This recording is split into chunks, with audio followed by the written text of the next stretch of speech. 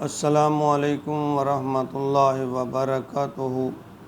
بہت ہی پیارے مسلمان بھائیوں اور بہنوں، بیٹوں اور بیٹیوں، میں غلام مصطفیٰ اپنے چینل پیام اسلام سے آپ سے مخاطب۔ درس قرآن کے سلسلہ میں آج کا ہمارا سبق سورۃ الانعام آیت نمبر 73 پر مشتمل ہے۔ اعوذ باللہ من الشیطان الرجیم، بسم اللہ الرحمن الرحیم۔ وَهُوَ الَّذِي خَلَقَ السَّمَاوَاتِ وَالْأَرْضَ بِالْحَقِّ وَيَوْمَ يَقُولُ كُن فَيَكُونُ قَوْلُهُ الْحَقُّ وَلَهُ الْمُلْكُ يَوْمَ يُنفَخُ فِي الصُّورِ عَالِمُ الْغَيْبِ وَالشَّهَادَةِ وَهُوَ الْحَكِيمُ الْخَبِيرُ۔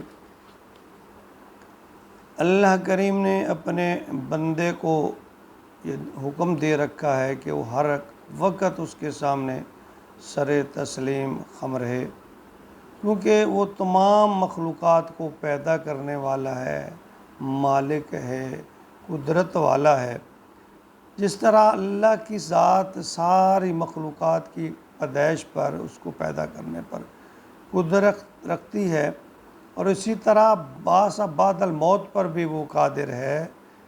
یاد رکھیے سورۃ یاسین میں فرمایا انما امرہ اذا اراد شیئا ان یقول لہ کن فیکون، کہ جب وہ کسی چیز کا ارادہ کرتا ہے تو بس اتنا کہتا ہے ہو جا، بس وہ ہو جاتا ہے۔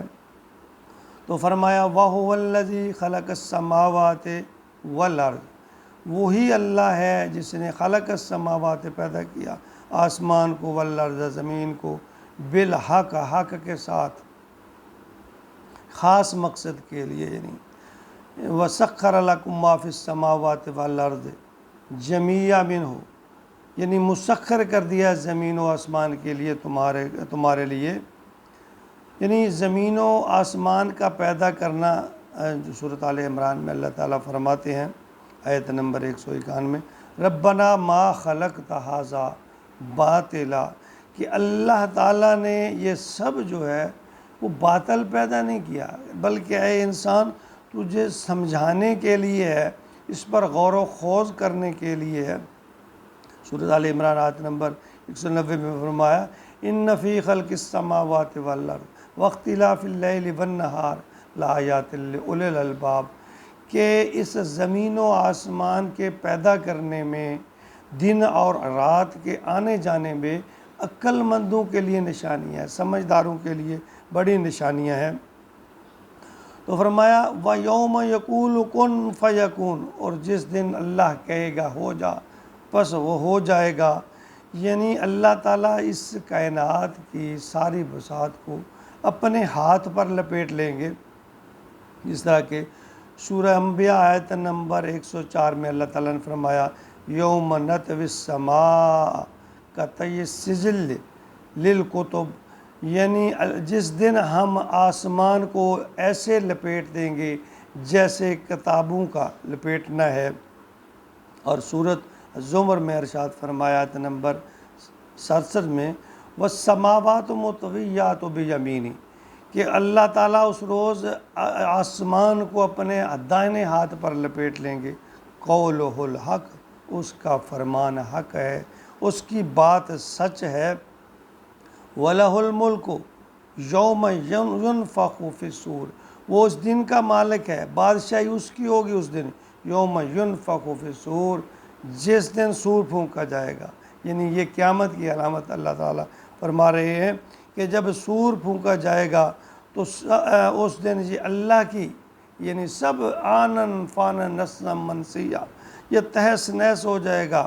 اللہ کن کہیں گے اور سب نسیا منسیہ، ہر چیز تہس نہس ہو جائے گی۔ تو اللہ یہاں مخاطب کرتے ہوئے جن و انس کو فرما رہے ہیں لمن الملک اليوم، کس دن بادشاہی ہوگی اس کی، دیکھیں سوچیں اور پھر ساتھ ہی جواب میں اللہ تعالیٰ فرما رہے ہیں للہ الواحد القہار، اس دن اس زبردست غالب اکیلے اللہ کی بادشاہی ہوگی۔ اللہ فرمائے عالم الغیب والشہادہ، وہ ہر چیز کو، ہر غیب کو وہی جاننے والا ہے۔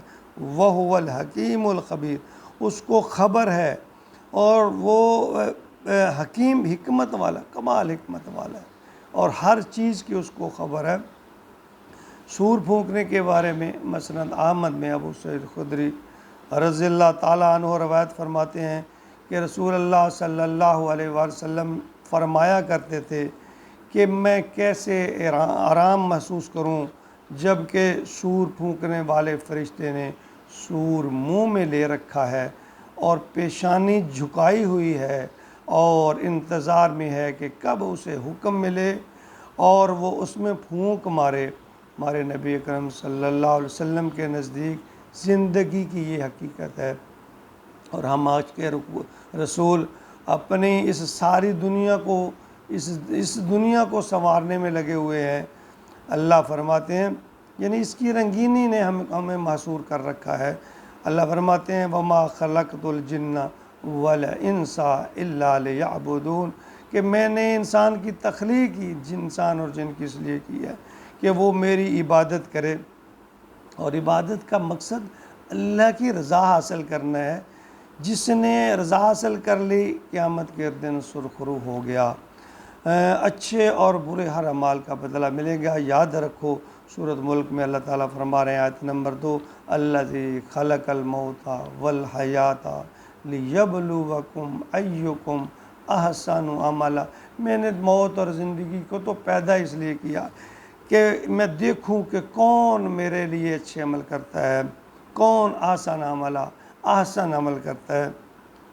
اللہ تعالیٰ نے زمین و آسمان میں سب چیزیں انسان کی خدمت کے لیے پیدا کی ہیں، اور انسان کو اشرف المخلوقات بنایا ہے، اور پھر اسے قوت تمیز، ارادہ اور اختیار دیا ہے تاکہ انسان کو آزمایا جا سکے۔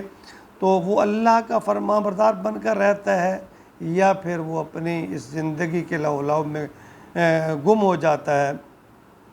اس آیت میں جو خاص نکات ہیں ان میں ایک تو یہ ہے کہ اللہ نے زمین و آسمان کی تخلیق کی اور اس کا مقصد ہے، یعنی بھی یہ مقصد پیدا نہیں کیا۔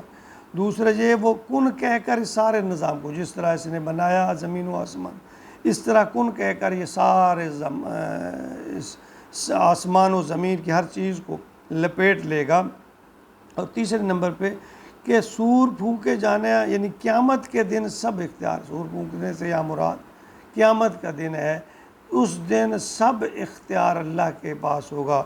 لمن الملک